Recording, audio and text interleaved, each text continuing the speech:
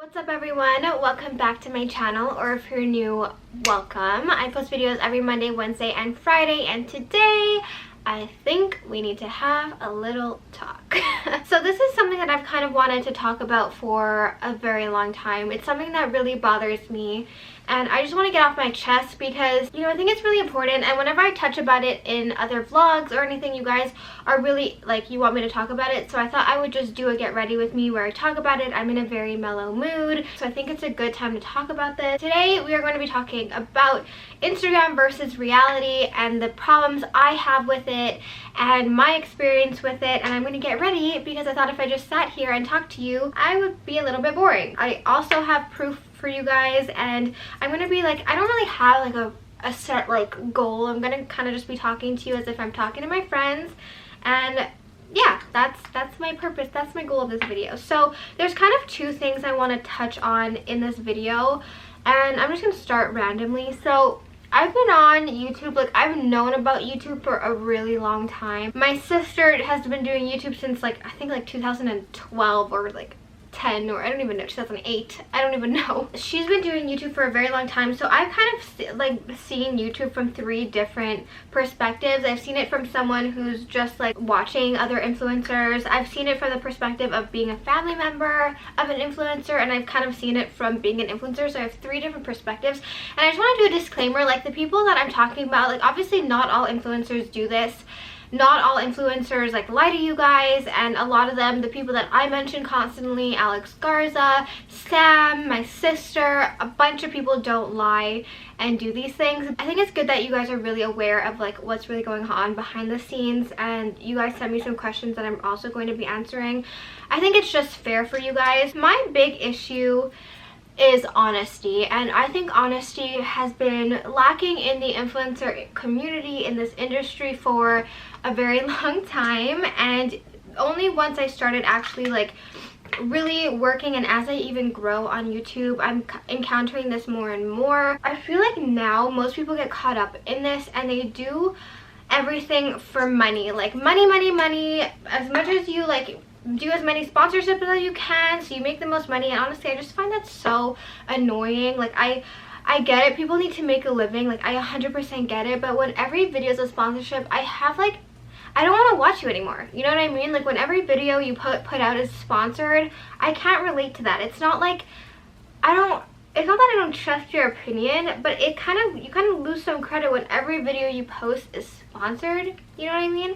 By the way, I'm using the Born This Way foundation. Everything I'm using is linked down below. And the thing that I really have an issue with is like how, okay, so I thought this was only a problem on Instagram, but apparently it's a problem on YouTube too.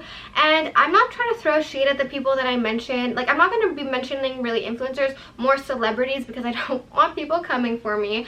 But I have an issue with how much people edit their pictures and the image they portray on social media. And if you look at this, I'm going to show proof in like just a little bit, but I have a few issues with this. And first of all, influencers have such an influence, obviously that's their name, on other people, and especially like younger people. I'm all for touching up your pictures, like smoothing them, adding filters, changing the brightness and all of that stuff, but when you come and you start transforming your body with Facetune, that's where I draw the line. See it on the page that I'm going to show you.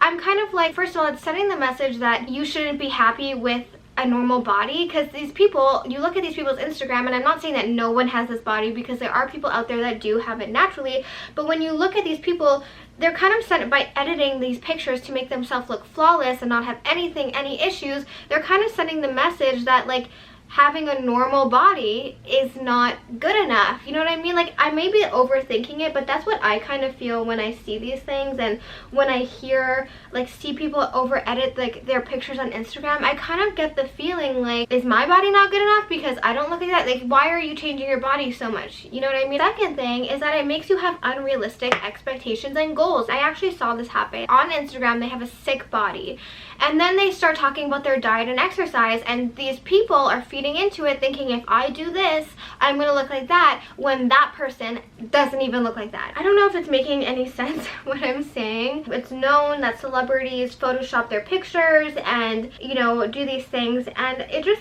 it bothers me when someone does it to the point where they are like unrecognizable and they're just blatantly like lying to their followers. I'm not saying that I don't edit my pictures. I do.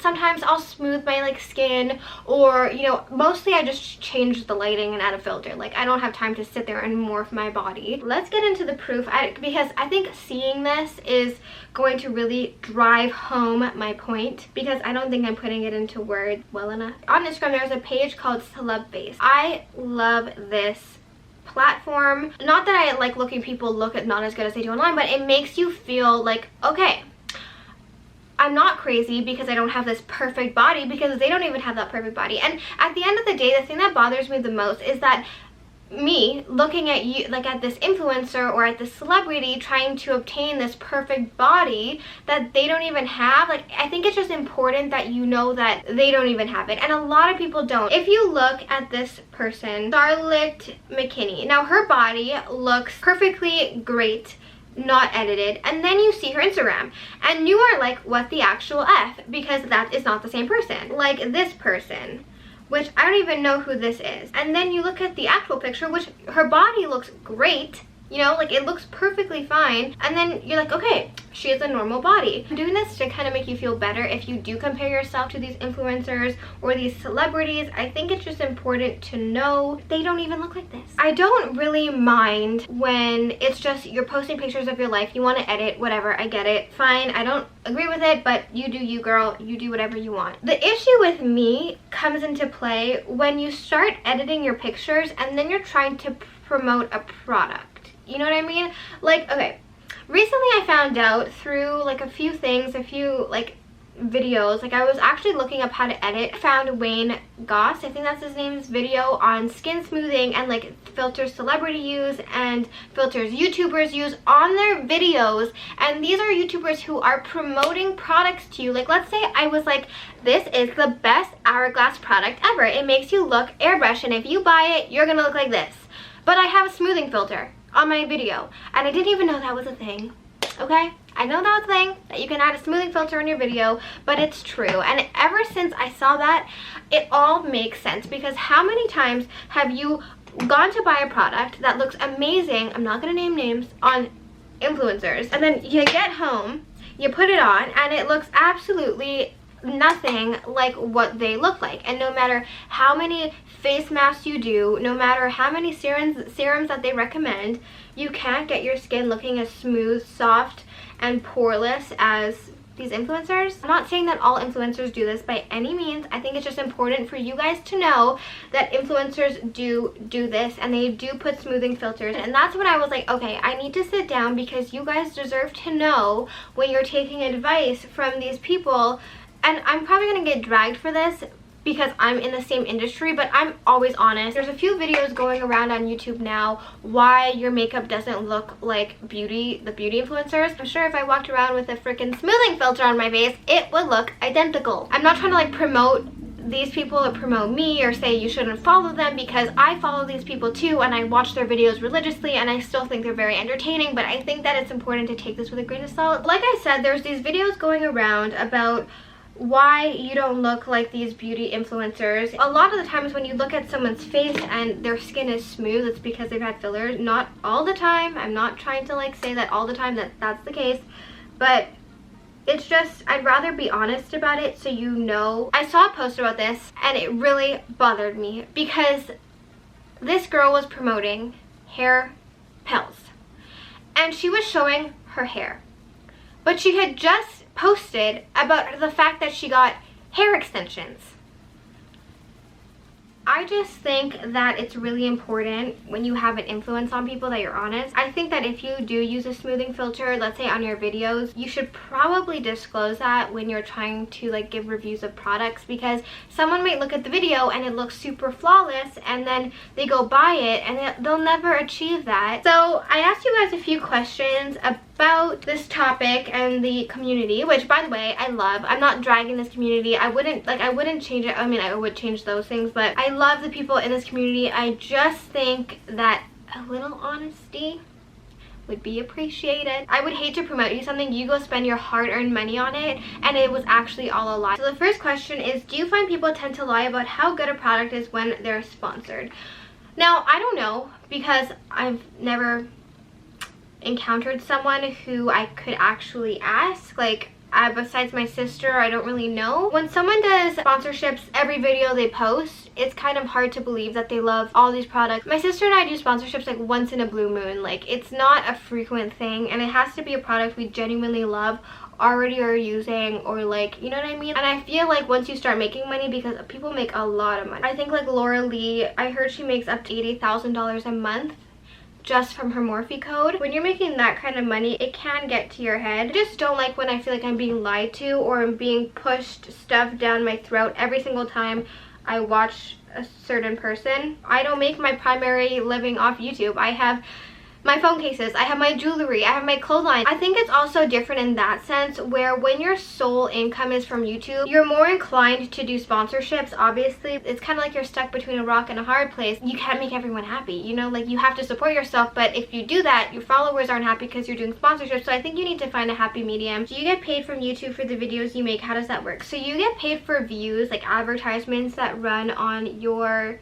page, but you don't make like a ton of money from that, if I'm being honest. At least I don't. That's why a lot of people do sponsorships for companies. Do you ever get tired of always trying to be picture perfect, or does it get easier as time goes? I am not someone who tries to be picture perfect, like at all. When you try to be picture perfect, that's when you kind of lose yourself, especially with like the editing. Like, I'm not perfect, I'm not trying to be perfect. I think that goes along with the image that people try to create. And you know, I was watching a documentary. I got into the whole law of attraction thing, and I was watching a documentary from a monk.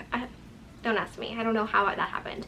And he was saying that I am not who I think I am not who you think I am who I think you think I am. Who you build yourself up to be in your head is basically what you think other people think of you. You start to really care about that. I think it's really easy to, you know, try to be picture perfect, paint this perfect life. And I think people are starting to appreciate that less and less when people paint this picture perfect life. It's nice watching positive people and all that, but sometimes you're just like, okay, is this person real? Like, is this real life? Anyways, I think that I have made zero sense in this video, but let me know if you guys caught on, followed me. Mascara always takes the longest part for me. Oh, my sister's calling me. Hello? Hi. Hi. What are you doing? I'm in the middle of filming. I have to go bring the things to Singay, and then I'm gonna come over. Alrighty. So I think I'm gonna go in and answer questions not related to this. Favorite ice cream flavor? My favorite ice cream flavor is vanilla. Favorite Disney movie? I'm not a huge Disney fan.